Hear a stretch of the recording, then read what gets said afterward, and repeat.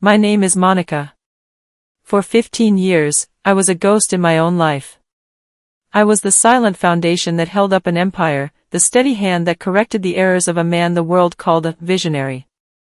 I poured my heart, my intellect, and my youth into a marriage and a business, only to be told, on a cold Saturday afternoon, that I was being discarded like a relic of the past. I know what it feels like to be overlooked. I know the crushing weight of being underestimated by the very people you helped to rise. But today, I am not telling you a story of a victim. I am telling you a story of a woman who remembered who she was. Before we go back to the moment the ground shifted beneath my feet, I want to pause and say thank you. Thank you for being here, for giving me your time, and for allowing me to share my truth with you. It is a profound honor to have you in my corner. This channel, Queen's Revenge, was created for every person who has ever felt invisible. We are here to remind you that your silence is not a weakness, it is the quiet before the storm. If my journey touches your heart today, I humbly invite you to join our family by subscribing. Your presence here gives us strength. And to those of you who have already stood by me, to my loyal subscribers who make this community a sanctuary of resilience, I wish for you a life of overflowing abundance. May your wealth grow as vast as your courage, and may your hearts be filled with a happiness so deep that no betrayal can ever dim your light. Let us begin. This is how I dismantled an empire of lies, piece by piece, to reclaim the crown that was always mine. The air in the gallery was thin, scented with the expensive, sterile aroma of white lilies and the faint, metallic tang of chilled champagne.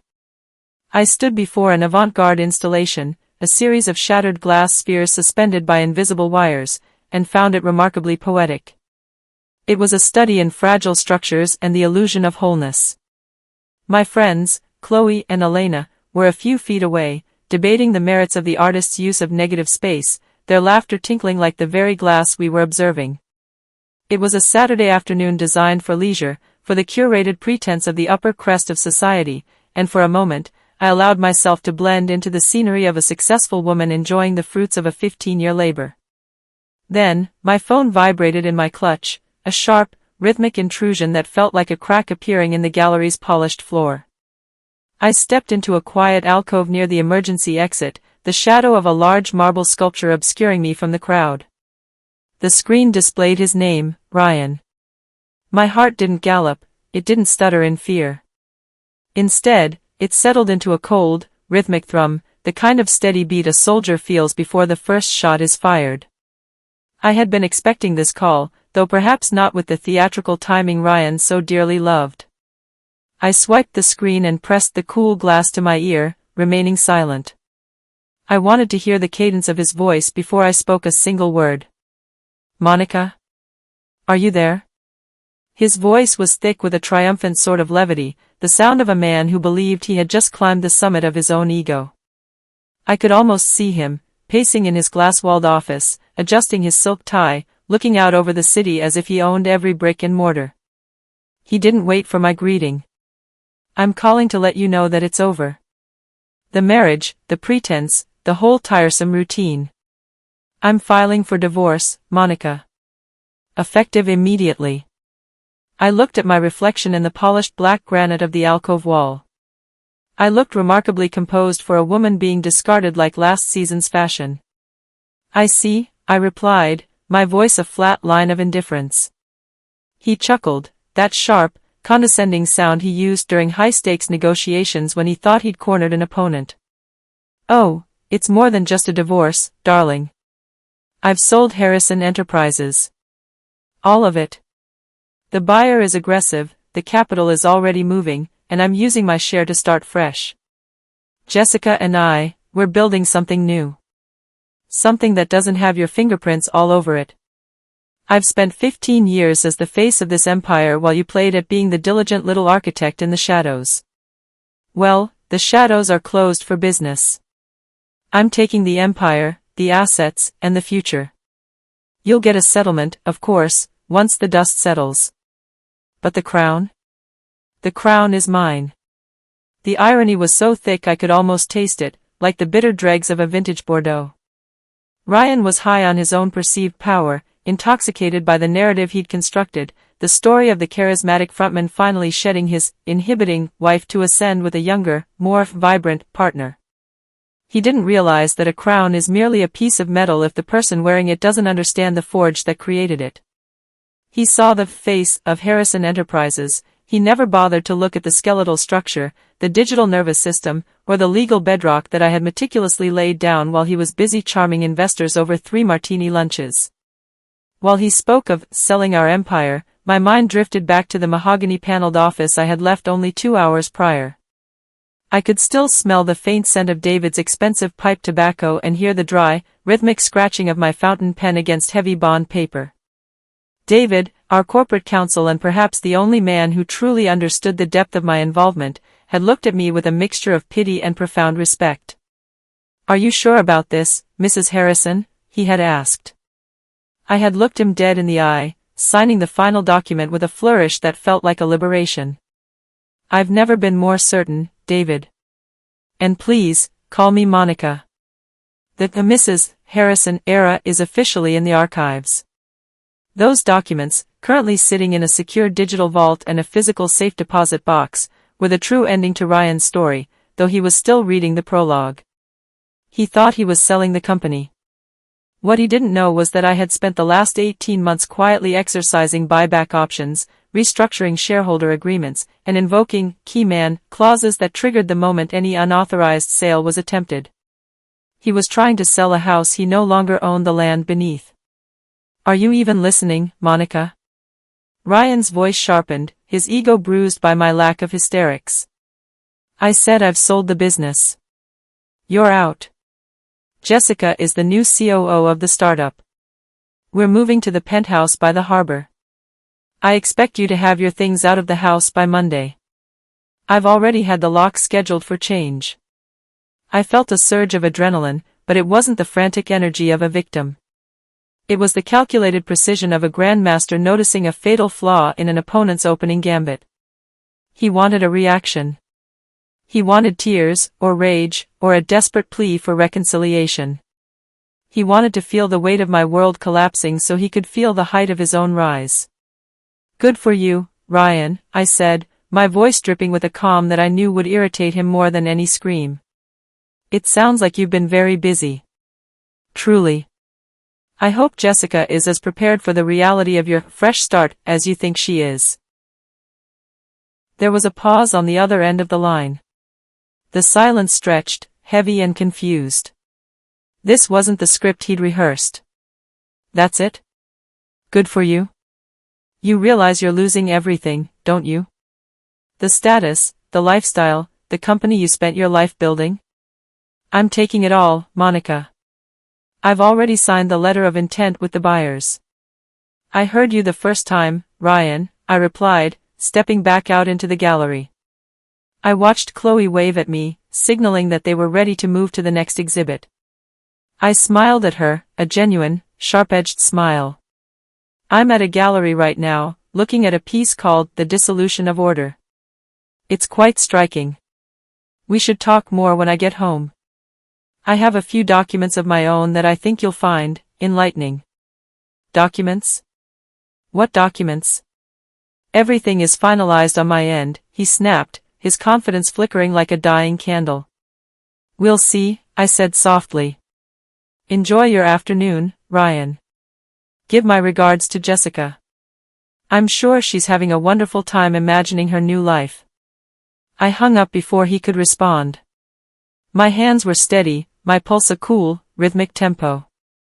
I tucked the phone back into my clutch and walked back toward my friends. The gallery lights seemed brighter, the colors of the paintings more vivid. Ryan thought he had just fired the opening shot of a war he'd already won.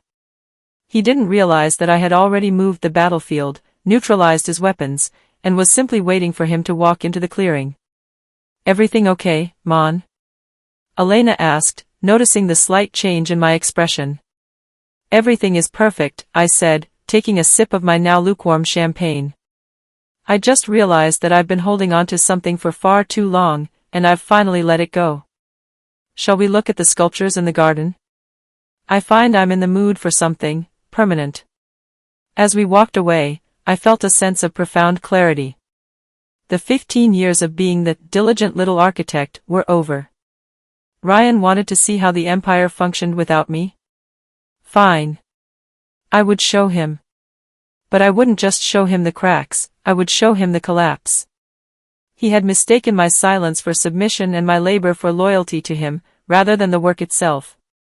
He was about to learn the most expensive lesson of his life: you never, ever try to sell the foundation while the architect is still holding the blueprints. The psychological warfare had begun, and the best part was, Ryan didn't even know he was unarmed. I looked one last time at the shattered glass spheres. They weren't just broken, they were being held together by forces the observer couldn't see. Just like Harrison Enterprises.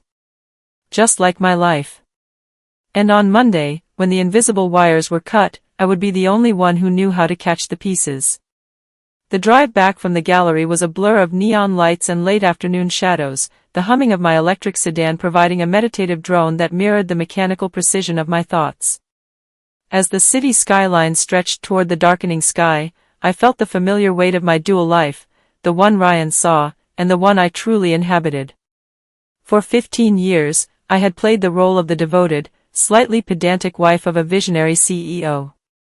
I was the woman who handled the details so Ryan could handle the destiny. To our social circle, I was the steady anchor. To Ryan, I was a vestigial organ, functional, perhaps necessary in some vague way, but ultimately unremarkable. He never realized that the anchor didn't just hold the ship in place, it was the only thing keeping it from drifting into the abyss. Our marriage had been built on a foundation of calculated complementary traits. In the early days, when we were operating out of a cramped studio apartment with nothing but a shared dream and a staggering amount of student debt, Ryan's charisma was our greatest asset. He could walk into a room of cynical venture capitalists and make them believe they were witnessing the birth of the next industrial revolution. He had the smile, the handshake, and the unwavering confidence of a man who believed his own lies. But while he was out hunting, I was the one building the cage. I was the architect of the algorithms, the architect of the infrastructure, and the silent hand that smoothed over his impulsive mistakes before they could become catastrophic. I didn't mind the shadows, in fact, I preferred them. There is a certain intoxicating power in being the ghost in the machine, the intelligence that makes the hardware function without ever needing to claim credit for the output. As the years progressed, Harrison Enterprises grew from a boutique consultancy into a global powerhouse. Ryan became the darling of the financial press, his face gracing covers with headlines like, "The Man Who Predicted the Future." I watched from the wings, content to be the one who actually built that future. I created a digital nervous system for our company that was so sophisticated, it was practically sentient. I integrated forensic accounting loops into our core servers, designed to flag even the slightest deviation from our projected growth models. I didn't do it out of suspicion, at least, not initially. I did it because I am a creature of logic, and logic demands a closed system. Then came the glitch. It happened 18 months ago, on a Tuesday that felt entirely ordinary. I was running a routine diagnostic on our international accounts when a series of transactions caught my eye. They were small, buried under layers of operational expenses and consulting fees that were routed through a subsidiary in the Cayman Islands. To any other auditor, they would have looked like the mundane cost of doing business in a global market. But to me, they were a hairline fracture in a diamond. I followed the digital breadcrumbs, my heart sinking with every click of the mouse. The total was exactly $500,000. The discovery didn't hit me like a physical blow, it was more like the cold realization that the house you've lived in for years has a termite infestation you can no longer ignore. The money hadn't been lost to market fluctuations or bad investments. It had been systematically drained, funneled into accounts that eventually led back to a private trust in Ryan's name. It was the ultimate betrayal. He wasn't just being unfaithful to me, he was being unfaithful to the work. He was treating the company, my company, the one I had bled for while he played the role of the benevolent king, like a personal ATM. That night, I sat across from him at dinner, watching him recount a story about a meeting with a senator, his eyes bright with the thrill of his own importance. I looked for a flicker of guilt, a tremor in his hand, a momentary lapse in his performance. There was nothing. He was a sociopath of the highest order, a man who could steal from his partner and then ask her to pass the salt without missing a beat. It was in that moment that I made a choice. I could have confronted him. I could have screamed, filed for divorce, and initiated a messy public battle that would have surely tanked our stock price and destroyed everything we had built. But I am not a woman of impulse. I am a woman of systems. Instead of an explosion, I chose a slow, agonizingly precise burn. I became the silent observer. I didn't change my behavior by a single degree. I continued to be the diligent architect, the steady anchor, the wife who listened to his stories and managed his schedule. But behind the veil, I was transforming the digital nervous system I had built into a high-tech guillotine. I refined the tracking software to record not just his financial transactions, but his every digital footprint. I saw the emails to Jessica, that new partner, who was actually just the latest in a line of opportunistic sycophants. I saw the plans for the sale of the company, the secret meetings with rival firms, and the arrogant assumptions he made about my settlement. I spent 18 months gathering every receipt, every encrypted message, every falsified contract. I built a mountain of evidence so high that when it finally collapsed, it would bury him completely. I watched him grow more confident, more reckless. He started to believe that I was truly as oblivious as he treated me. He thought he was playing a high-stakes game of chess against an opponent who didn't even know it was her turn. He never realized that I wasn't just playing the game. I had designed the board, I had carved the pieces, and I had already decided where his king would fall. The ghost in the machine wasn't just a metaphor anymore. I was everywhere. I was in his phone, in his laptop, in the very walls of the office he thought was his sanctuary. I knew about the Fresh Start fund before he'd even named it. I knew about Jessica's history of corporate fraud because I had personally hacked the sealed records of her previous lawsuits. I was the silent witness to my own betrayal, and with every passing day, my resolve hardened into something diamond tough. As I pulled into the driveway of our estate, the headlights illuminating the sprawling Italian-style villa that Ryan loved to brag about, I felt a strange sense of peace. The 15 years of marriage were over, reduced to a collection of data points and legal loopholes. He thought he was coming home to a woman he had finally outmaneuvered. He thought he was about to deliver the killing blow to a wife who had outlived her usefulness. But as I grabbed my briefcase and stepped out into the cool night air, I knew the truth. The machine was ready. The ghost was coming out of the shadows. And Ryan was about to find out that when you try to dismantle an empire, you should really make sure the architect isn't still inside. The heavy oak doors of our villa swung open with a silent, well-oiled precision that felt like the beginning of a funeral rite. The air inside was cool, filtered, and smelled faintly of the expensive citrus wax the housekeepers used on the Italian marble, a scent that had always signaled home, but tonight felt like the sterile lobby of a corporate tomb. I didn't rush.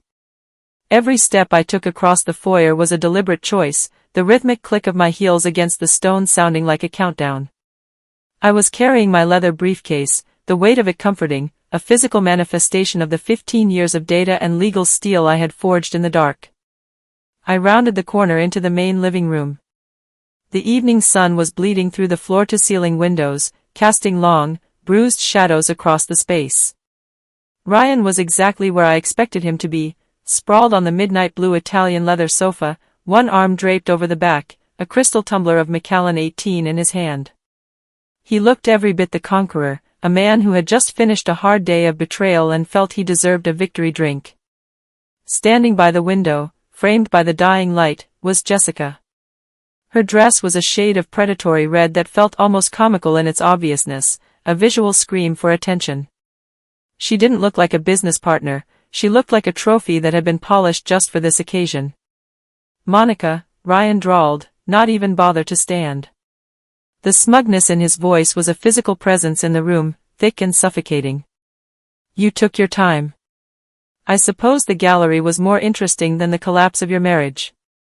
"The gallery was enlightening, Ryan," I replied, my voice as smooth and cold as a sheet of ice. I walked to the coffee table and set my briefcase down with a soft, final thud. I didn't look at Jessica. To acknowledge her would be to give her a status she hadn't earned. But I think we have more pressing matters than my afternoon itinerary. Indeed we do. He took a slow sip of his scotch, his eyes gleaming with the thrill of the kill. I've already told you the basics over the phone, but let's be formal. I've signed the letter of intent. Harrison Enterprises is being acquired by a private equity group I've been working with. The deal is lucrative, enough for me to set Jessica and myself up in a new venture that actually has some vision. You'll get your share, eventually. My lawyers are drafting the separation agreement as we speak. I'm giving you 48 hours to vacate. Jessica stepped forward then, her heels clicking a frantic, uneven rhythm compared to my own. Ryan has been very generous, Monica, she said, her voice a practiced purr that lacked any real depth. We just feel it's best for everyone to have a clean break. The business needs a fresh face, someone who understands the modern market. I finally turned my gaze to her. I didn't sneer, I didn't show anger. I simply looked at her with the clinical detachment of a scientist observing a particularly uninteresting specimen. A fresh face, I repeated softly. Is that what you call it? I've always found that a fresh face is useless without a functioning brain behind it. Ryan's face darkened. Enough of the condescension, Monica. It's over. I own the controlling interest, I am the CEO, and the board follows my lead. You're a minority shareholder with a legacy title. You have no move here. That's where you're mistaken, Ryan, I said, my fingers dancing over the latches of my briefcase. The click-click of the locks opening was the only sound in the room. You've spent so much time being the face of this company that you've forgotten who built the skeleton. You see, while you were busy playing the charismatic visionary at golf clubs and gala dinners, I was quietly becoming the backbone. You think you have controlling interest because you haven't looked at the restructuring of the holding companies in 3 years. I pulled out a thick, ivory folder and fanned the documents across the marble coffee table. I watched his eyes track the movement, his brow furrowing as he recognized the seal of the SEC and the signatures of our secondary board members. What is this? He hissed, leaning forward, the ice in his glass rattling against the crystal. This is reality, Ryan, I said, my voice dropping an octave, becoming the low, steady hum of an executioner. According to the loyalty and governance clauses I integrated into our corporate charter, clauses you signed during the 2023 expansion without ever reading the fine print, your authority to sell the company is contingent upon a unanimous board vote. A vote you don't have. Furthermore, I have spent the last 18 months exercising buyback options through 3 separate shell corporations that I control. As of 9 a.m. this morning, I am the majority shareholder of Harrison Enterprises. You don't have the authority to sell a stapler, let alone the company. The cockiness began to leak out of his face like air from a punctured tire. He grabbed the papers, his hands shaking slightly as he scanned the legalese. This is impossible. I'm the founder. You can't bypass me. I didn't bypass you, Ryan. I outpaced you, I said, leaning in. But the ownership is only the beginning of your problems. I've also spent the afternoon with our forensic accountants. We've had a very interesting conversation about the $500,000 you funneled into your Fresh Start fund via the Cayman accounts. Did you really think I wouldn't notice a $500,000 discrepancy? I built the tracking software, Ryan. Every time you touched that money, a digital bell rang in my office. Jessica's face went from smug to pale in a matter of seconds. Her eyes darted toward the door, her earlier, predatory energy replaced by the frantic calculations of a survivor realizing the ship is sinking. Ryan? What is she talking about? You said the funds were cleared. Shut up, Jessica. Ryan snapped, but the command lacked its usual bite. He looked at me, his eyes wide with a mixture of rage and burgeoning terror. You wouldn't dare. If you go to the authorities, you destroy the company too. You'd be burning your own house down. No, Ryan, I replied, standing up and towering over him as he sat deflated on the sofa. I'm not burning the house down. I'm just removing the rot. I've already sent an anonymous tip to the IRS regarding the offshore transactions, and the SEC has a copy of your letter of intent, alongside the evidence of your falsified projections. They'll be at the office tomorrow morning, along with security, who have already been instructed to revoke your access. Your keycard is dead. Your accounts are flagged. Your empire is a crime scene. The silence that followed was visceral. The room, once a symbol of our shared success, now felt like a cage for him. Ryan looked down at his glass of scotch, the amber liquid no longer looking like a victory drink, but like the last remnant of a life he'd just lost. He looked small. For the first time in 15 years, the charismatic frontman was speechless. "I'll leave you to process this," I said, gathering my briefcase but leaving the folder on the table as a reminder of his new status. "I'm going upstairs to pack your things, Ryan. I think 48 hours was the timeline you suggested. Let's stick to that. Only, I'd prefer you were gone in 2. I walked toward the stairs, my heart steady, my mind already moving to the next phase of the protocol. I didn't look back to see him staring at the papers, or to see Jessica grabbing her designer purse to make a quick exit. I didn't need to. The power hadn't just shifted, it had returned to its source. The architect was finally home, and the face of the company was about to find out exactly what happens when the mask is ripped off in front of the world. The flight to San Francisco was a 6-hour sanctuary of recycled air and the low, rhythmic hum of jet engines, a suspended reality where I could finally breathe without the suffocating scent of Ryan's cologne or Jessica's desperation. While most passengers slept or lost themselves in mid-tier cinema, I sat in the dim glow of my laptop, the blue light reflecting in my eyes like a digital war paint. I wasn't just traveling for business, I was returning to the source of my power. The Global Cybersecurity Summit was the annual gathering of the world's most formidable minds, hackers turned heroes, analysts who lived in the binary, and ghosts who moved through firewalls like smoke. In this world, Ryan Harrison was a non-entity, a decorative hood ornament on a machine he didn't know how to drive. Here, I was simply Monica, the architect of the most secure private infrastructure in the sector. The Moscone Center was a labyrinth of glass and steel, buzzing with the electric energy of 5,000 attendees. I navigated the crowd with a newfound lightness, my tailored charcoal suit a stark contrast to the hoodies and tech-branded t-shirts surrounding me. I wasn't looking for the keynote speeches or the flashy product launches. I was looking for the one man who knew exactly what I was capable of. I found him near the back of the Advanced Forensic Networking hall, leaning against a pillar with the bored, watchful gaze of a predator in a petting zoo. Marcus Chin, a senior lead in the FBI's cybercrime division and my former mentor during my brief, classified stint as a consultant for the Bureau. "Monica," he said, his voice a low gravel that cut through the ambient noise. He didn't offer a smile, Marcus didn't believe in them, but his eyes sharpened with a familiar respect. "I heard the news about Harrison Enterprises. The industry is whispering about a strategic pivot. I assumed you were the one holding the pivot." "The industry doesn't know the half of it, Marcus," I replied, leaning in. "I need a secure terminal. Not the conference Wi-Fi. I need the black box." Marcus nodded once, lead me through a series of back hallways to a restricted lounge reserved for government liaisons. Once inside, the silence was absolute. I opened my laptop and connected a specialized hardware key, a device Ryan had once mocked as a glorified thumb drive. He never understood that this key was the only way to access the shadow ledger, a backdoor I had integrated into the company's servers the day we went public. While Ryan was busy grandstanding for the press, I was building a mirror. Every email he sent, every file he deleted, every disappearing message he thought was protected by end-to-end encryption was actually being archived in a dormant partition of our own cloud. To him, the system was a tool, to me, it was a witness. "Watch this," I whispered, my fingers flying across the keys. I bypassed the primary authentication and dove into the encrypted communications from Ryan's private device over the last 18 months. He thought he was being clever.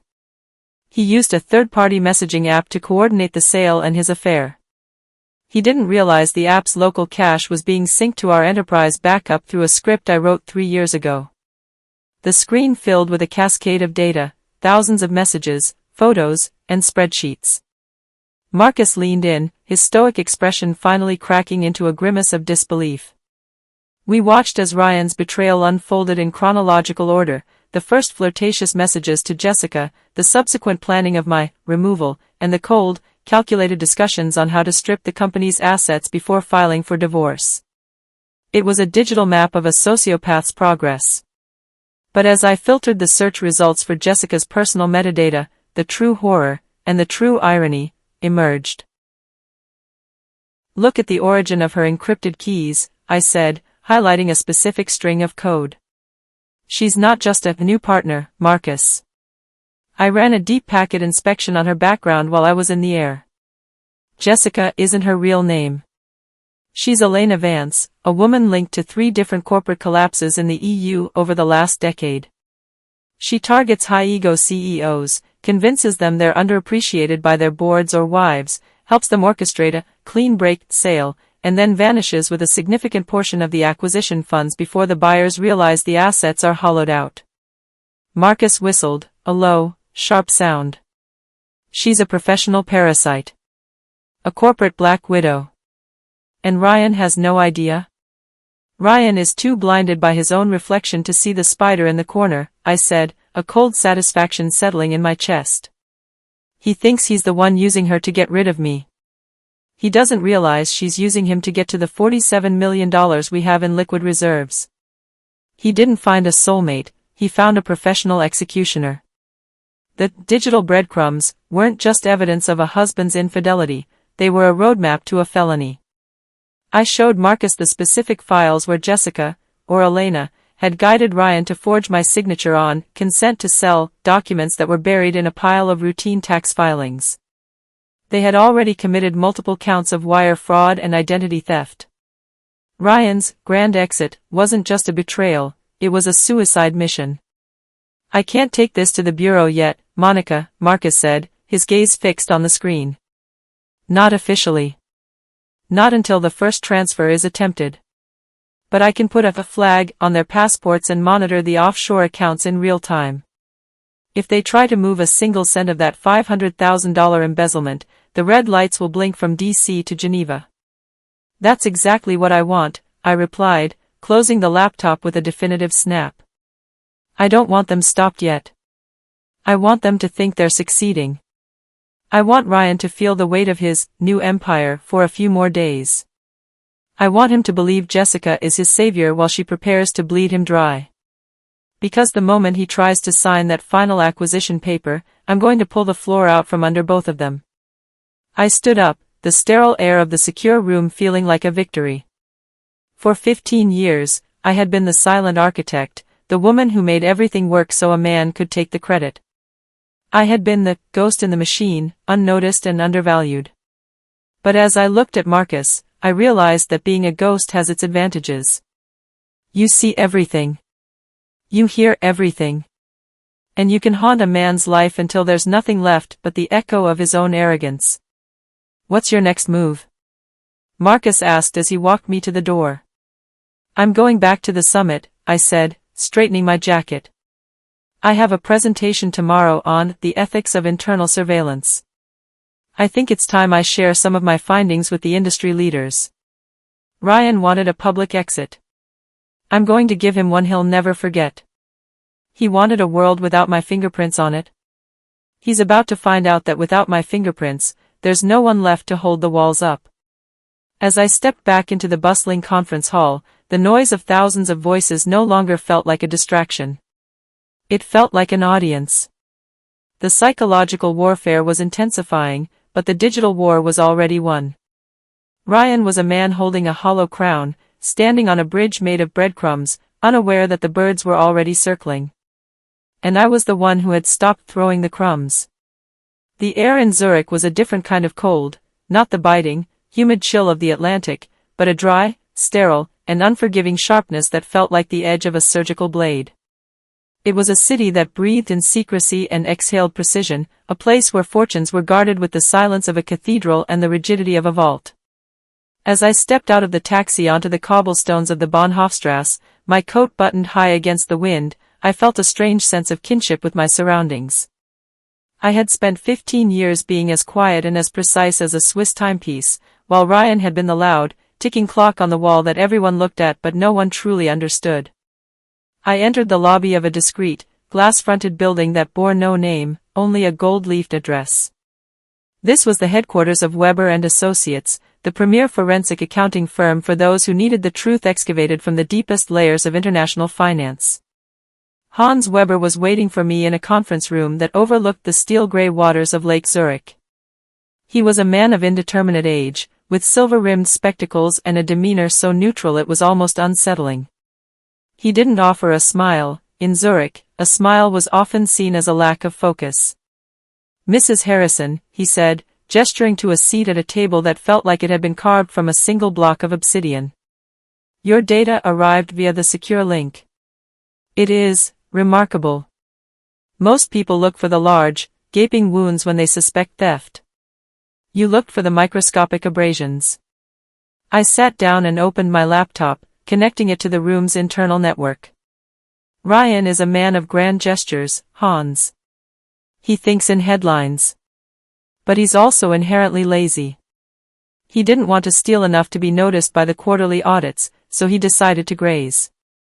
He thought he was being subtle by siphoning exactly 2.3% of the gross profits every month."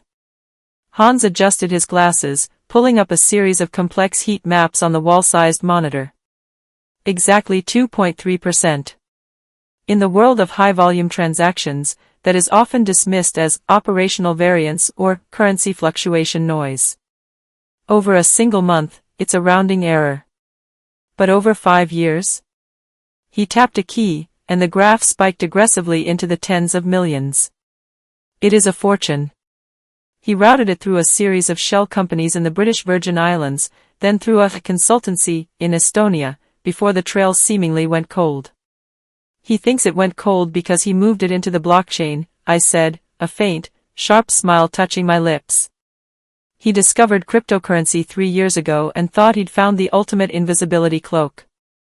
He started using privacy coins and Tumblr services, thinking that once the money hit the ledger, it was untraceable. He even bragged to me once about how the old guard of finance was obsolete because they couldn't track the flow of digital gold." I began typing, my fingers moving with a rhythmic intensity. What he forgot, what he chose to ignore, was who taught him how to set up those wallets. He forgot that I was the one who explained the concept of seed phrases and public keys to him while we were on vacation in the Maldives. He saw the technology as a shortcut. I saw it as a protocol. And like any protocol, it has a back entrance if you know where to look. I pulled up a customized blockchain explorer I had developed during the months I spent as a silent observer.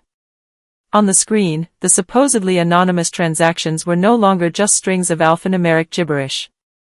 They were tagged with Ryan's digital signature, his geolocation, and even the timestamps that matched his business trips with Jessica. I had tagged the entry nodes years ago. Every time he moved a single Satoshi, he was essentially sending me a postcard. He was arrogant enough to use the same hardware wallet for his Fresh Start fund that he used for our company's experimental R&D accounts, I continued, showing Hans the cross-referenced metadata. He thought he was being clever by hiding in plain sight. But in the digital world, there is no such thing as hiding. There is only obfuscation, and obfuscation is just a puzzle that hasn't been solved yet. I solved it months ago. I just waited for the right moment to reveal the picture. Hans leaned forward, his professional mask finally slipping to reveal a look of profound respect. "You have documented every cent. Not just the theft, but the intent. The falsified invoices he used to justify the 2.3% leakage are all here." He claimed they were for AI infrastructure development. Ironically, the very infrastructure he claimed to be building is what caught him. "The house of cards is ready to fall, Hans," I said, my voice as cold as the Zurich air. "He's in New York right now, probably toast to his brilliant sale of the company. He thinks the wire transfer for the acquisition is going to land in his secret accounts. He doesn't realize that I've already contacted the Financial Markets Supervisory Authority here in Switzerland. The moment those funds hit the intermediary bank, they will be flagged as the proceeds of corporate fraud. I stood up and walked to the window. Below, the city was moving with its characteristic, quiet efficiency. Ryan had always hated Zurich. He found it boring and too rigid. He preferred the chaos of high-speed trading and the glamour of the spotlight. He never understood that true power doesn't need to shout. True power is the person who controls the ledger. What is the next step, Monica? Hans asked, his voice low. I'm triggering the emergency board meeting, I replied, turning back to him. I've already sent the data packages to the 3 independent directors who aren't on Ryan's payroll. They'll receive them in exactly 10 minutes. By the time Ryan wakes up tomorrow, his controlling interest will be a legal fiction. The board will have no choice but to remove him for cause. The SEC will have enough evidence to freeze every asset he has, and the IRS will be looking into the 5 years of operational variance he failed to report. I closed my laptop and tucked it into my briefcase. The weight of it felt different now, no longer a burden of secrets, but a weapon of total destruction. I had spent 15 years building a world for Ryan to live in, and now, I was simply turning off the lights. He will fight, Hans warned. Men like Ryan don't go quietly into the shadows. Let him fight, I said, walking toward the door. A man fighting a ghost is just a man swinging at the air. He can't fight a system he doesn't understand. He thought he was the one playing the long game, but he never even realized he was on the board. He was just a piece I was moving until I reached the final square. As I left the building and walked back into the cold, gray afternoon, I felt a profound sense of relief. The transition was almost complete. The Mrs. Harrison, who had quietly corrected his spreadsheets and smiled at his jokes, was gone. In her place was the architect who had built the labyrinth, and I was the only one who knew the way out. Ryan was about to find out that when the house of cards collapses, the wind doesn't just blow the cards away, it reveals the person who was holding the fan. By the time I reached my hotel, my phone was already buzzing. The first of the board members had opened the package. The first crack had appeared. The collapse had begun, and I found myself looking forward to the silence that would follow the crash. The flight back from Zurich was a descent into a battlefield that looked deceptively like a symphony of glass and steel. Manhattan at dusk is a cathedral of light, a place where fortunes are whispered into existence and reputations are dismantled over a single, poorly timed headline. As I watched the city approach from the window of the private jet, I felt the familiar weight of the Monica the world knew, the elegant, supportive shadow, slipping away, replaced by the architect who had finally stepped into the light. The city didn't know it yet, but the hegemony of Ryan Harrison was already an antique. He was still walking the halls of our penthouse, sipping expensive bourbon and congratulating himself on a sale that was legally a ghost, while I was returning with the nails for his professional coffin. The headquarters of Maxwell Industries sat like a fortress of obsidian near the tip of the island, overlooking the gray, churning waters of the harbor. This was the first stop of my long game. Victoria Chin, the CEO of Maxwell, was more than just our largest client, she was the vanguard of the industry's old money ethics.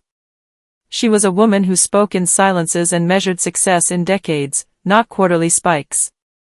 Ryan had always found her stuffy and difficult to charm, which was his code for a woman he couldn't manipulate with a practiced smile and a vintage watch.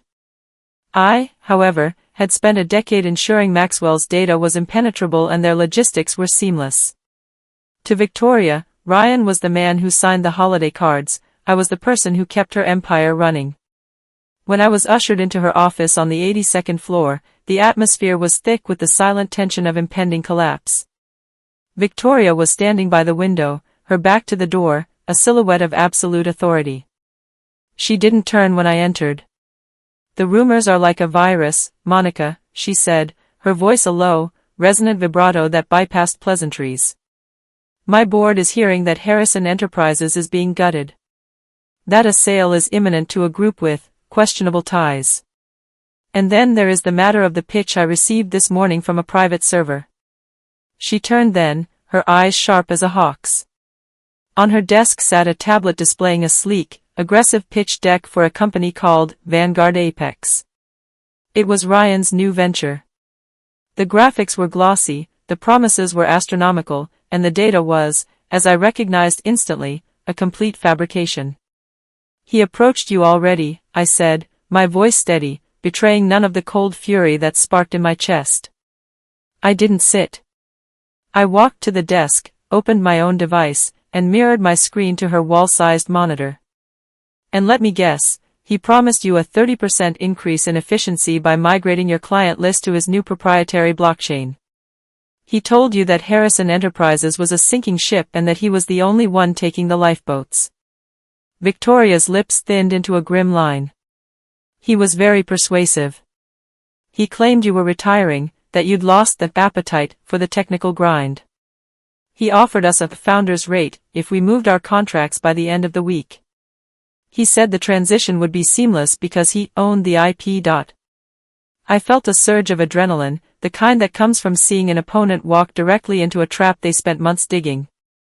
"He owns nothing, Victoria.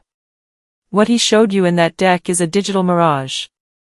I swiped a finger across my screen, bringing up the forensic audit from Zurich and the backdoor archives from San Francisco. The proprietary IP he's pitching is actually a stripped-down, less secure version of the system I developed for Harrison Enterprises 3 years ago. Furthermore, the growth projections he used to lure you were generated by an AI model I found on his private drive, one programmed to inflate returns by 400% to deceive potential investors. I showed her the side-by-side comparison, the real Maxwell metrics I managed, versus the hollowed-out, dangerous innovations Ryan was selling. I showed her the email trails to Jessica, Elena Vance, where they discussed phasing out the Maxwell contract once the initial founder's fee was secured, effectively planning to abandon their top clients after stripping them of their data. "He isn't poaching you, Victoria," I said, leaning over the desk, my gaze locked onto hers. "He's using you as a shield. He knows the SEC is closing in on his embezzlement. He needs a high-profile client like Maxwell to give his new shell company the appearance of legitimacy so he can wash the $47 million he siphoned before the authorities freeze the rest." The silence in the room was deafening. Victoria stared at the screen, at the cold, hard evidence of a man she had dealt with for a decade attempting to sell her empire down the river for a quick exit. The charismatic frontman had finally been exposed for what he was, a parasite who didn't understand the host he was feeding on.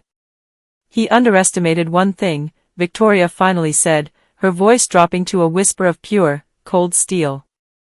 She walked to her phone and pressed a button. "Cancel the meeting with the Harrison Group. And notify our legal department that we are not only renewing our contract with Harrison Enterprises, provided Monica is at the helm, but we are doubling our commitment to the R&D fund. Effective immediately." She looked back at me, and for the first time in years, the professional mask softened into something akin to kinship. "Ryan came in here with his expensive suits and his rehearsed speeches, talking about disrupting the market. He always acted as if he were the sun and the rest of us were just revolving around his brilliance. But in business, the sun eventually sets. What matters is the foundation that remains in the dark." She stepped closer, placing a hand on my arm. "We never trusted Ryan, Monica. We tolerated him because he was the face you chose to put forward. We trusted the systems. We trusted the security. We trusted you. The industry knows who did the work. He was just the man who delivered the news, you were the one who made the news worth hearing." As I left Maxwell Industries, the crisp Manhattan air felt like a victory lap. My phone was already blowing up with notifications. The Maxwell double down had hit the internal industry wires. Ryan's phone was likely ringing off the hook with other clients who, following Victoria's lead, were suddenly re-evaluating their meetings with him. The strategy was working perfectly. By exposing Ryan's perfidy to the very people he relied on for his fresh start, I hadn't just saved the company, I had salted the earth where he planned to plant his new life. He had spent 15 years thinking he was the one holding the keys to the kingdom, never realizing that the kingdom was a meritocracy of the mind, not a theater of the ego. I headed toward our corporate headquarters, where the board was waiting for the emergency session. The social and professional standing Ryan had spent a lifetime polishing was disintegrating in real time, one phone call at a time. He had called to divorce me and sell my life's work, laughing at my perceived weakness. But as I watched the lights of the city flicker on, I knew that the sweetest payback wasn't just the destruction of his plans. It was the realization that while he was trying to sell my past, I had already secured the future of everyone who actually mattered. The architect was no longer in the shadows, and the frontman was about to find out how quiet it gets when the audience finally stops clapping. The corporate headquarters of Harrison Enterprises felt different after my meeting with Victoria Chin. The air was thick with the static of impending ruin, a vibration felt only by those who knew that the center was no longer holding. I bypassed the elevators that led to the executive suites, Ryan's domain of glass walls and hollow promises, and headed instead for the windowless core of the building. I descended into the basement level, where the climate-controlled physical archives were housed. Ryan had always mocked my insistence on maintaining a physical paper trail. "It's the 21st century, Monica," he'd say, waving a hand toward his sleek, minimalist desk. "Nobody uses paper anymore. It's archaic. It's sentimental. It's a waste of storage fees." He truly believed that the world existed only in the cloud, a place where data could be manipulated, deleted, or encrypted beyond recognition. He thought that by cleaning his digital slate, he was erasing his sins. But Ryan, for all his charisma, never understood the weight of the tangible. He forgot that while bytes can be hacked and servers can be wiped, paper is sedimentary. It settles into the earth, layer by layer, forming a record that no algorithm can undo. I swiped my high-security clearance badge at the heavy steel door. The air inside the archive was a crisp 18 degrees Celsius, scented with the dry, slightly sweet aroma of aging bond paper and the metallic tang of heavy-duty filing cabinets. This was my sanctuary, my second home, and tonight, it was the forge where I would finalize his chains. I walked to the 2023 section and pulled out a series of leather-bound binders. These weren't just documents, they were the authentic heartbeat of the company. While Ryan was busy showing the board doctored quarterly reports that painted a picture of skyrocketing growth and manageable overhead, I was quietly filing away the original, notarized records. I had seen the first discrepancy on page 47 of the 2023 third quarter filing. Ryan had listed $1.2 million in international consulting fees. In the version he showed the board, it looked like a strategic investment. In the physical original I held in my hands, that $1.2 million was a series of wire transfers to a shell company in the Cayman Islands, a company I had already linked back to Jessica's aliases. The contrast was staggering. Holding the two reports side by side felt like looking at a portrait of a man and then seeing his X-ray. One was a mask, the other was the cancer beneath. I was still in the archive room when my phone buzzed with an alert from the lobby. The regulatory compliance team and the tax attorneys had arrived. I gathered the binders, their weight substantial in my arms, and made my way back up to the light. The meeting took place in the small, glass-walled conference room adjacent to the legal department. There were 5 people waiting: Sarah Mitchell, our lead tax attorney, 2 forensic auditors, and an investigator from the IRS whose presence felt like a cold draft in a warm house. They looked tired, their desks littered with digital printouts and confusing spreadsheets. "Mrs. Harrison," Sarah said, looking up with a weary smile.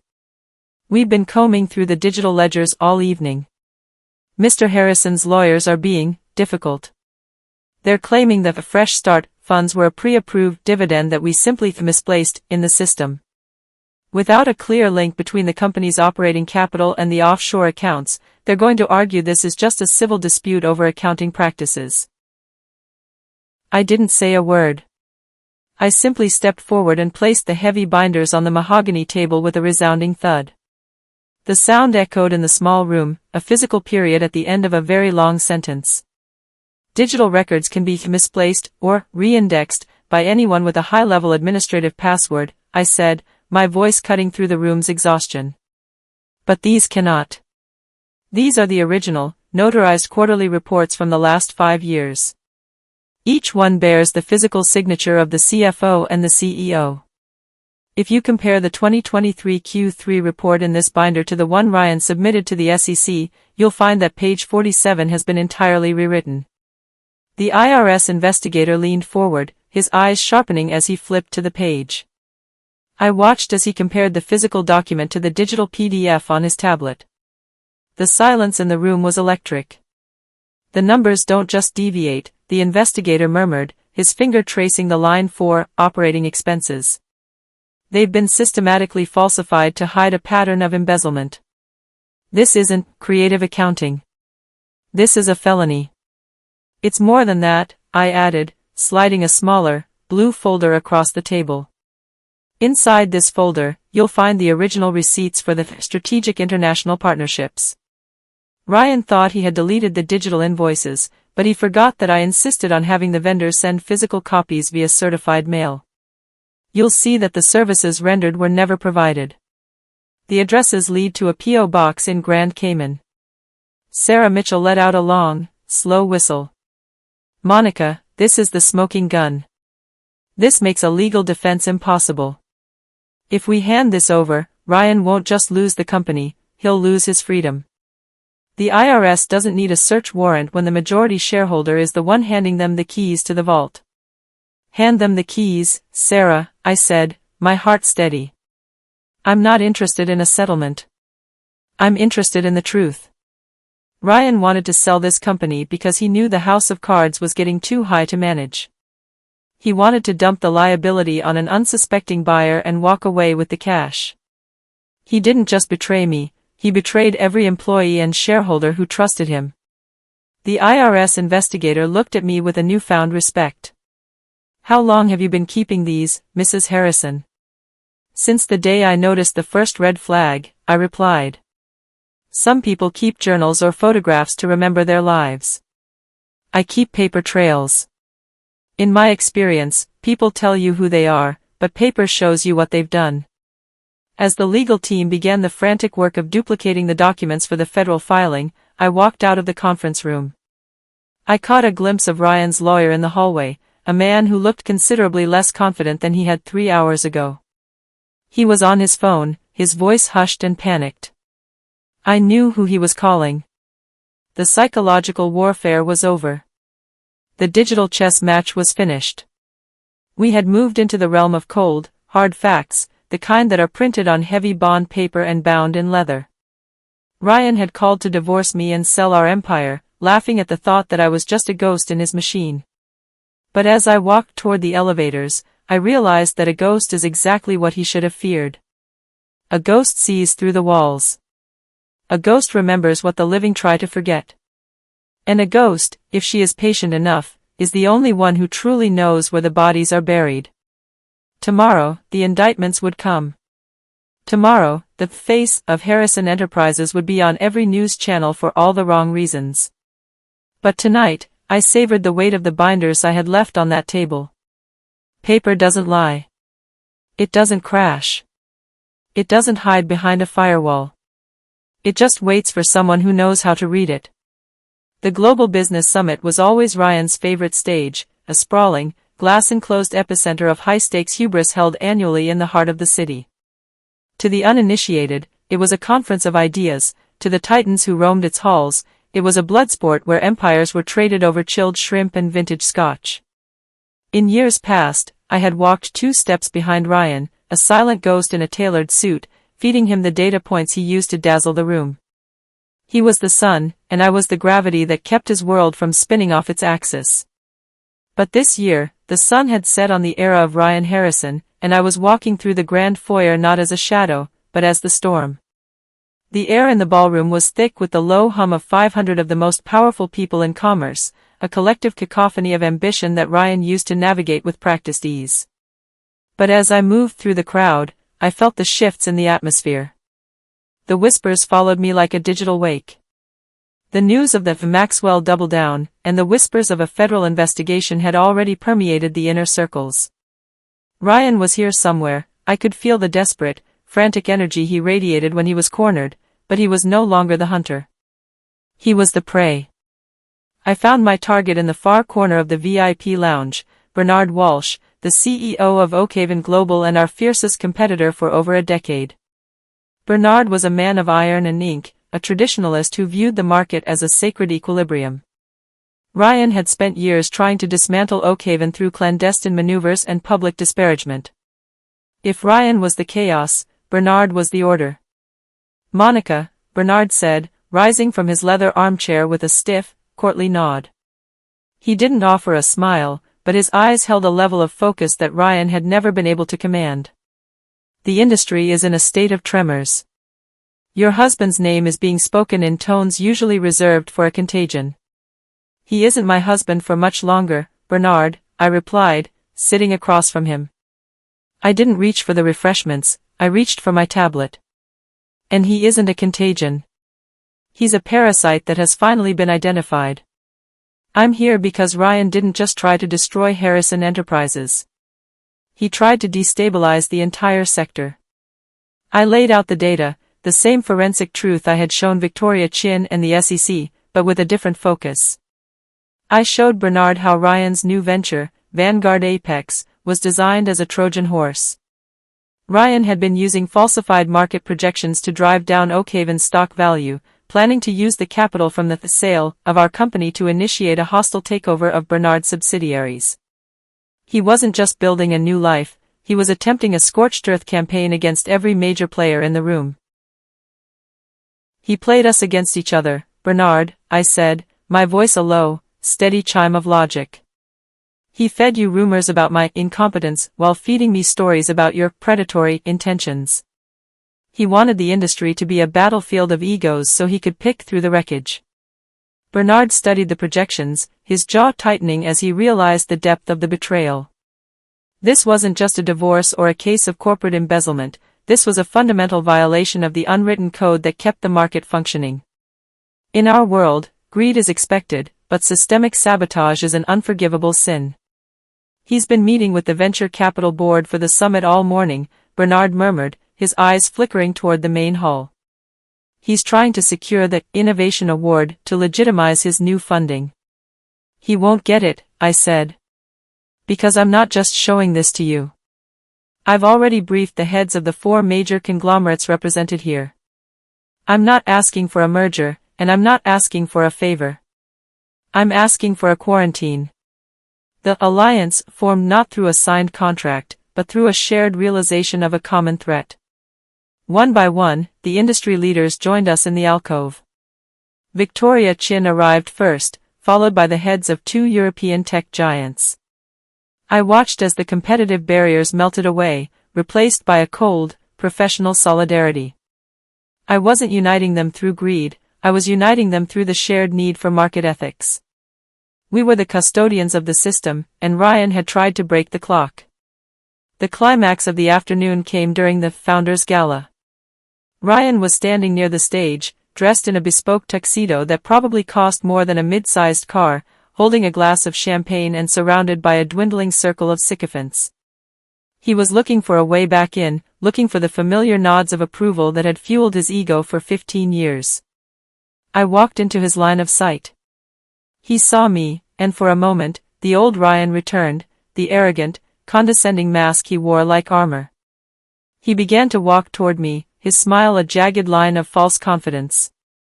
Monica, darling. I see you've found some new friends.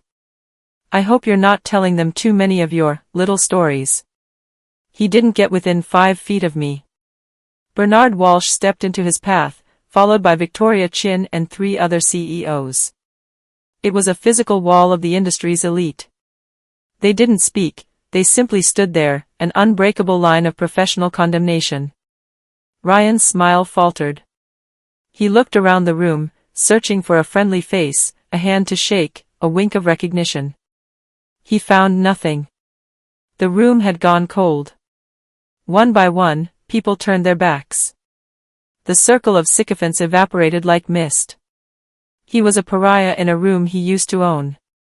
The Innovation Award was announced minutes later, given to a small, ethical startup from Berlin, and Ryan's name wasn't even a footnote.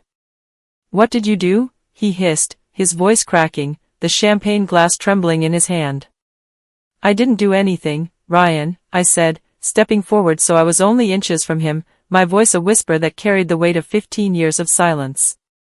I just turned on the lights.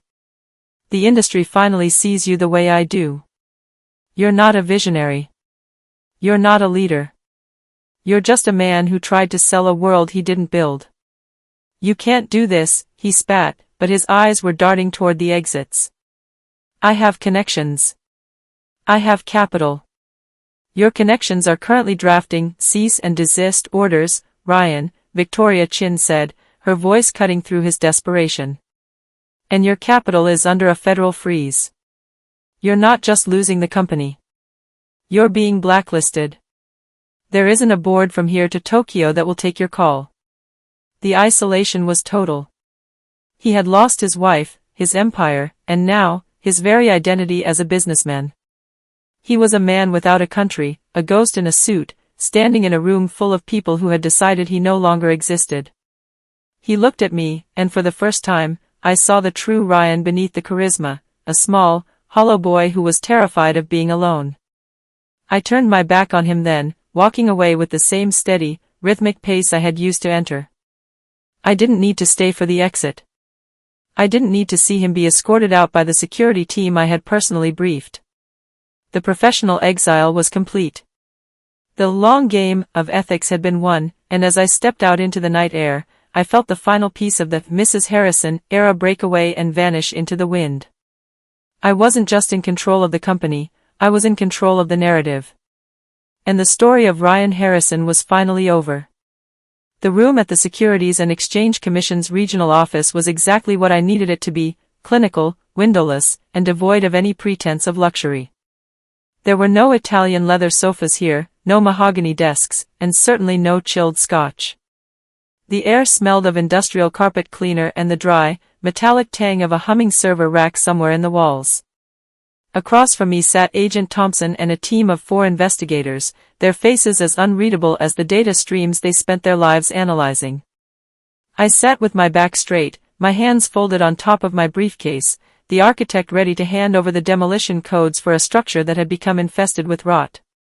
Mrs. Harrison, Agent Thompson began, his voice a low, professional drone. You realize that by coming forward as a whistleblower, you are placing yourself in a position of significant scrutiny. While we appreciate the documentation you provided, the narrative you're presenting, that the CEO was essentially cannibalizing his own empire, is a heavy one to carry. I'm not here for protection, Agent Thompson, I replied, my voice echoing with a cold, clear resonance. And I'm not here to play the victim.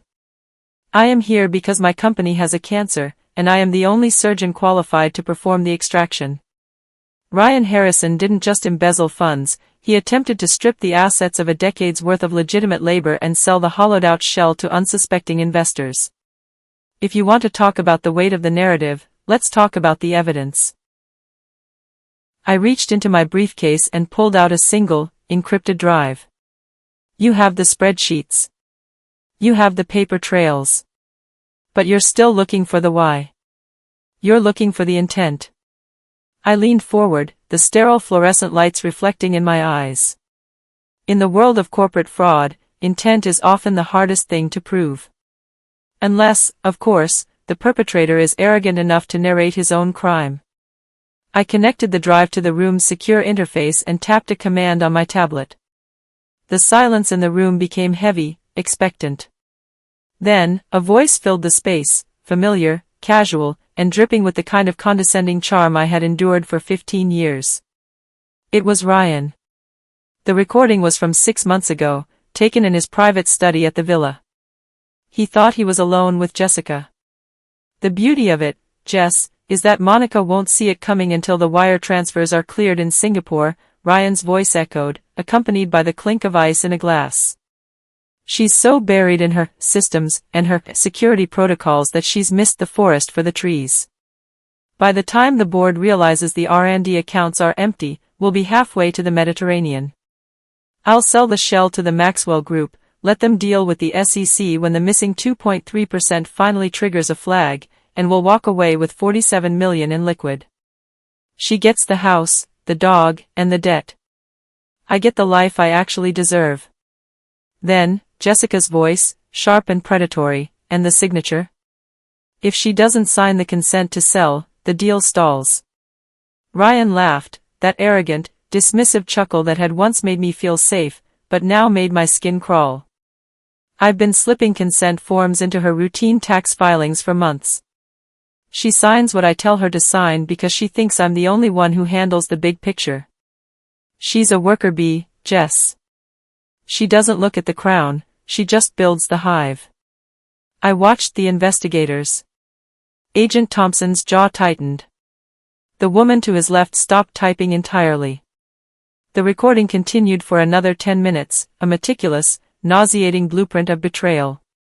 They discussed the offshore shell companies, the falsified projections, and the deliberate manipulation of the board. It wasn't just a divorce, it was a planned corporate execution. The timestamp on this file is 6 months old, Agent Thompson said, his voice now holding a note of profound grimness. You've had this for half a year? I am a creature of systems, Agent, I said, my voice unwavering. I don't act until the data is complete. I needed to ensure that every transfer he mentioned actually took place. I needed to let him think he was winning so he would continue to leave the trail. If I had stopped him then, he would have found a way to hide the assets. By waiting, I've given you the entire map of the minefield. I stood up, the meeting effectively over. The cancer has been identified. I believe you have everything you need to begin the extraction.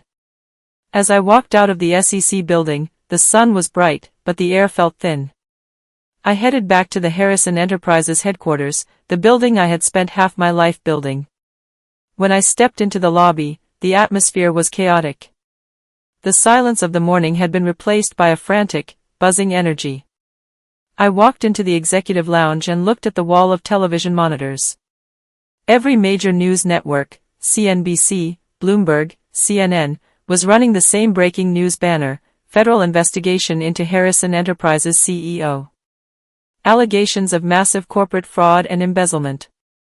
There was our logo. The H interlaced with the E, a symbol I had designed to represent partnership and strength. Now, it was being used as the backdrop for a story about greed and betrayal. I saw Ryan's face, a file photo from last year's summit, flashing on the screen next to words like indictment and asset seizure. Mrs. Harrison? My assistant, Sarah, approached me, her face pale, her hands shaking as she held a tablet. The phones are ringing off the hook. The board is in an uproar. Ryan hasn't been seen since he left the summit. Security says federal agents are currently at the villa. I looked at the logo on the screen. It hurt to see it associated with such filth, but it was a necessary pain. To rebuild the structure, you first have to let the rot burn away. Sarah, I said, turning to her with a calm that seemed to steady her instantly. Call an all-hands meeting in the main auditorium for 1 hour from now. Tell the board to meet me in the conference room in 15 minutes. And call our PR firm, tell them the era of Ryan Harrison ended at noon today. We are no longer defending a man, we are protecting a legacy. I walked toward my office, bypassing Ryan's door, which was already being cordoned off with yellow tape by 2 men in dark suits. I didn't look back. The fallout was just beginning, and the world was watching the collapse of the charismatic frontman. But as I sat behind my desk, the real center of power, I knew that the Harrison in the company name no longer belonged to him. It belonged to the architect who had the courage to blow the whistle on her own life to save the work that actually mattered. The psychological warfare was over. The legal war had begun. And as the headlines continued to flash across the screens in the hallway, I realized that sometimes the best revenge isn't a secret. Sometimes, it's the truth, broadcast in high definition for the entire world to see. The flight to Silicon Valley felt like a journey into the future, leaving the crumbling ruins of Ryan's analog lies behind in the dust of New York. The air in San Jose was different, charged with the invisible hum of data and the restless ambition of people who lived in the code. I wasn't here to hide from the scandal, I was here to redefine it. While the world saw the collapse of Harrison Enterprises as a failure, I was about to show them it was actually a transformation. The venue for the Silicon Valley Tech Summit was a cathedral of glass and brushed aluminum, a place where the digital elite gathered to see who was truly holding the keys to the kingdom. I walked onto the main stage not as the wife of a disgraced CEO, but as the lead architect of the Phoenix Protocol. The audience was a sea of sharp minds, venture capitalists, lead developers, and security experts who didn't care about charismatic frontmen. They cared about the architecture. They cared about who owned the ledger. For 15 years, the industry believed that business was a theater of personalities. I began, my voice amplified by the state-of-the-art sound system, echoing with a cool, clinical authority. We believed that if a man could sell a vision, the foundation didn't matter. But as we've seen in the last 48 hours, a vision built on a hollow foundation is just a sophisticated lie. Today, I'm not here to talk about vision. I'm here to talk about the immutable truth. I signaled to the tech team, and the massive screen behind me flickered to life. It displayed a complex, pulsing web of interconnected nodes, a real-time visualization of our proprietary blockchain analysis tool. Ryan Harrison thought that by moving stolen assets into cryptocurrency, he was entering a world without oversight, I said, a faint, predatory smile touching my lips. He believed the myth that digital currency is a black hole. He forgot that every transaction on a blockchain is an immutable record. It is a story that cannot be erased, edited, or denied. And I am the one who wrote the software that reads that story. Suddenly, a series of red alerts began to flash across the map. The audience leaned forward, a collective intake of breath filling the hall. What you are seeing right now, I continued, my fingers hovering over the specialized console on the podium, is a real-time attempt by Mr. Harrison's offshore associates to move the final $43 million of embezzled funds. They are currently using proxy servers in Singapore and Eastern Europe, attempting to tumble the coins through 12 different wallets to obscure the trail. The red lines moved frantically across the screen, a digital chase occurring in the invisible layers of the internet. It was a high-stakes hunt, and I was the one holding the leash. They think they are fast, I said softly, but the logic is faster. I integrated a kill switch into our enterprise nodes 3 years ago, a protocol that triggers when a specific pattern of unauthorized cross-border transfers is detected. I watched the coordinates settle. The associates were seconds away from the final off-ramp, where the digital gold would become untraceable fiat currency. Blockchain is forever, I told the silent audience. But access is a privilege. With a single, sharp keystroke, I activated the protocol. On the screen, the red lines turned a frozen, crystalline blue. The pulsing nodes went dark one by one. The frantic movement stopped. The wallets are now locked, I announced. The assets have been successfully diverted into a secure federal escrow account. The digital fortress I built didn't just protect the company, it captured the thieves. The room erupted into a standing ovation, but I stayed focused on the screen. For me, this wasn't just a technical triumph, it was a philosophical one. Ryan had spent his life believing that truth was a fluid concept, something that could be shaped by a good story or hidden by a clever lie. He didn't understand that we were moving into an era where every betrayal, every falsified record, and every stolen cent was being encoded into the very fabric of our reality. The era of the charismatic fraud is over, I said, looking directly into the cameras that were broadcasting this to every financial hub in the world. In the new economy, reputation isn't what you say about yourself, it's what the ledger says about you. And the ledger never lies. As I walked off the stage, my phone buzzed with a final notification.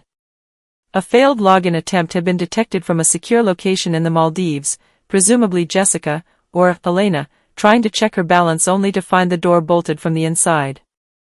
I didn't even bother to reply. There was no need for words. The code had spoken. I stepped out onto the balcony of the Summit Center, looking out over the glittering lights of Silicon Valley. I felt a profound sense of lightness. Ryan had called to divorce me and sell my empire, laughing at the ghost he thought he had outsmarted. But a ghost is the only thing that can move through walls, and I had used that freedom to build a fortress he could never escape. He was trapped in the immutable record of his own greed, while I was finally free to build something that didn't need a frontman. The digital fortress was complete, and the architect was finally in full control of the gate. The return to New York felt like the final movement of a complex symphony, a transition from the electric vibrancy of Silicon Valley back to the gravity of Wall Street. The boardroom on the 54th floor of the Harrison Tower was a chamber of cold sunlight and stifling silence. This was the arena where Ryan had played the king for over a decade, but today, the throne was empty. The long, oval table of polished ebony was lined with the men and women who had watched our rise, some with genuine belief, others with the parasitic hunger of those who back whoever holds the most gold. Ryan's remaining allies, the sycophant circle, as I had come to call them, sat clustered at the far end of the table. There was Marcus Thorne, the VP of Operations who had turned a blind eye to the Cayman transfers, and Lorena, the head of PR who had spent years crafting the myth of Ryan's singular genius. They looked at me with a mixture of apprehension and a lingering, desperate defiance. They were looking for a loophole, a way to spin the federal investigation as a misunderstanding, so they could maintain their positions in whatever remained of the wreckage. I walked to the head of the table, the chair Ryan usually occupied. I didn't sit. I placed my briefcase on the surface and looked at each of them, my gaze lingering long enough to make them shift in their seats. "This is an emergency shareholders meeting," I began, my voice clear and devoid of any emotional tremor. "The agenda is simple, the immediate removal of Ryan Harrison from all executive positions and the complete restructuring of this board. I believe we all know why." Marcus Thorne cleared his throat, his voice tight. "Monica, we all acknowledge the gravity of the situation. But Ryan is still the founder. He holds the controlling interest. You can't just stage a coup because of an investigation that hasn't reached a verdict. The bylaws are clear about shareholder voting rights." A faint, sharp smile touched my lips. "The bylaws are indeed clear, Marcus. But your understanding of the ownership structure is remarkably shallow." I opened my briefcase and pulled out a single, vellum-wrapped document, the original Articles of Incorporation for Mitchell Harrison Holdings, the master company that sat at the apex of our corporate hierarchy. "Ryan loved to talk about his controlling interest to the press," I said, sliding the document toward the center of the table. "He saw the 51% in his name and assumed it gave him the power of a monarch. But he never looked at the golden share provision I drafted 15 years ago in our studio apartment. It was a clause triggered by gross ethical misconduct or unauthorized asset liquidation.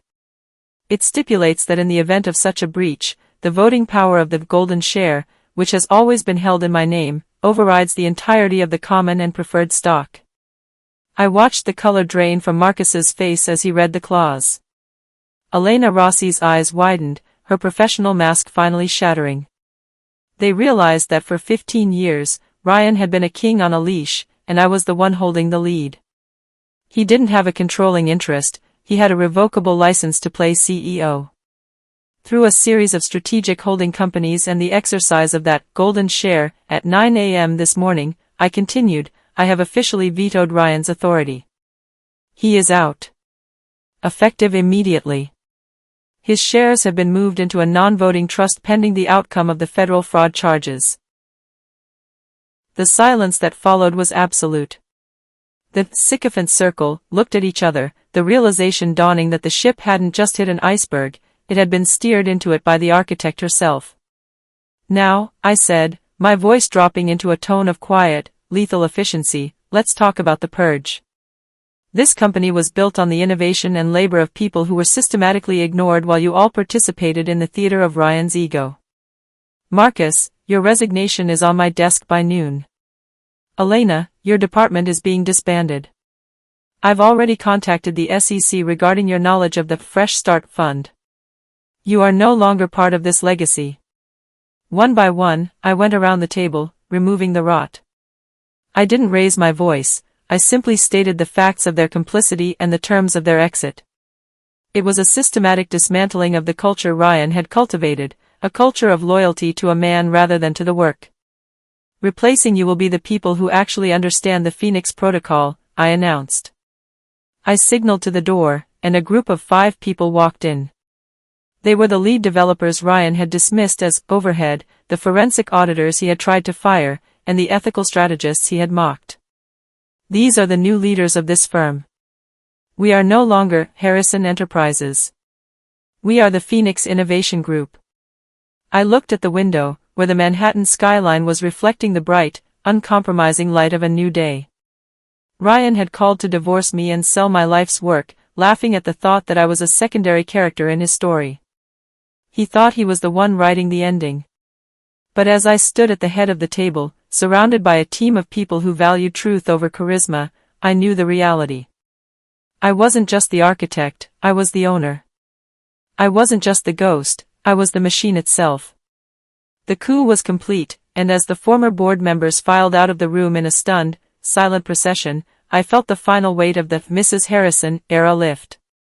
The company was reborn, the rot was excised, and for the first time in 15 years, the person at the head of the table didn't need a mask to hold the power. The final veto hadn't just ended Ryan's career, it had reclaimed my own. The architect was no longer in the shadows, and the future of the Phoenix was finally being written in the only ink that matters, the truth. The morning that H was lowered from the summit of the skyscraper was the quietest morning of my life. I watched from the sidewalk as the massive steel letter, the ego of Ryan Harrison made manifest, was unceremoniously unbolted and craned down to the street. Passers-by didn't even stop. To them, it was just another corporate transition. To me, it was the final exhalation of a 15-year lie. By noon, the new emblem was in place, a sleek, geometric phoenix, its wings formed from the stylized lines of a circuit board. Harrison Enterprises was dead. Phoenix Innovation Group was born. The launch event wasn't a gala, it was a demonstration. I stood in the same auditorium where Ryan used to perform his visionary monologues, but the room felt different. The air was no longer thick with the musk of expensive cigars and desperation. It was clean, charged with the energy of a team that finally felt seen. I spoke for 20 minutes, not about disruption or market dominance, but about transparency, the immutable nature of the blockchain, and the ethical responsibility of those who build the systems the world relies on. When I finished, the applause wasn't the polite tapping of socialites, it was the roar of a workforce that had been liberated. In the weeks that followed, the fallout reached its inevitable conclusion. Jessica, or Elena, or whatever name she was using this week, had indeed vanished.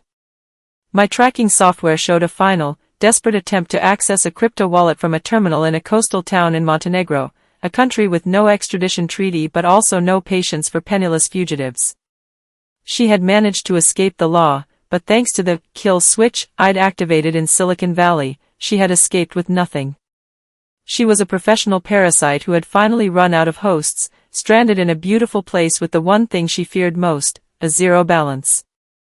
Ryan's fate was a more public, more agonizing disintegration. He wasn't hiding, he was trapped in a labyrinth of his own making.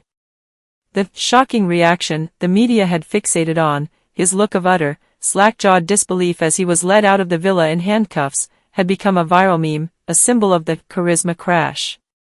From his legal ruin, he had sent me dozens of messages through his lawyers, ranging from pathetic pleas for a fair settlement to vitriolic rants about my treachery.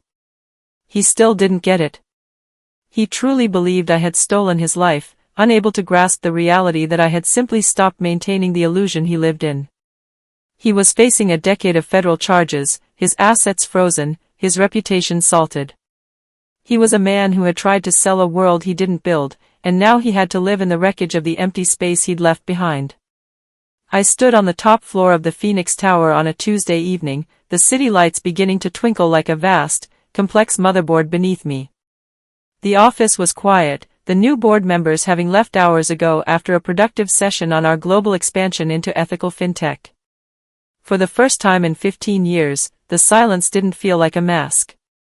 It felt like a foundation. I thought back to that call in the gallery, the laughter in Ryan's voice, the sheer, intoxicating high he was on when he told me he was selling our empire. He had mistaken my silence for submission, my labor for a hobby, and my marriage for a partnership he could dissolve with a phone call. He thought he was the one writing the ending, casting me as the discarded wife in his grand, fresh start narrative. I turned away from the window and looked at the nameplate on my desk. It didn't say Mrs. Ryan Harrison. It simply said Monica, CEO. The irony was that I hadn't actually destroyed him. I hadn't planted evidence, I hadn't lied, and I hadn't stepped outside the bounds of the law. I had simply built a fortress of truth and waited for his own greed to act as the wrecking ball. I had let him believe his own lies until the weight of them became unsustainable. He was the one who siphoned the funds, he was the one who attempted the fraudulent sale, he was the one who thought he could play the market against itself. I was just the one who kept the receipts. I was never just the wife. I was never the diligent architect in the shadows.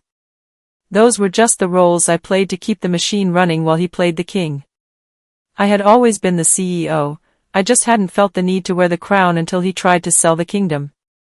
I picked up my briefcase, the same one that had once carried the evidence of my betrayal, now filled with the blueprints for the future, and walked toward the elevator.